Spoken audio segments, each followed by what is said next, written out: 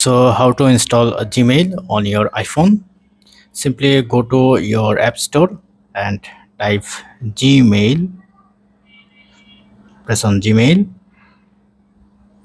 Now you need to download it on your iPhone. For first time you need a Apple ID, username and password, and if you disable it then you can download it directly. So wait a couple of seconds to complete the download process. So once download complete, press on open. Now you can assign in with your any Gmail account, and if you want to a Gmail account to this area, then go to your setting, go to your apps, and then find the mail account. Now you can add Gmail account here.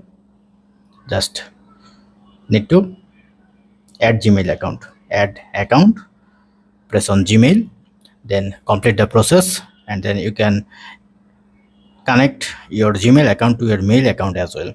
So, and if you want to Gmail account separately, then just sign in with any of your account, press on done, allow. Now your Gmail account is ready to use. So that's it. Don't forget to thumbs up and to subscribe. Have a good day.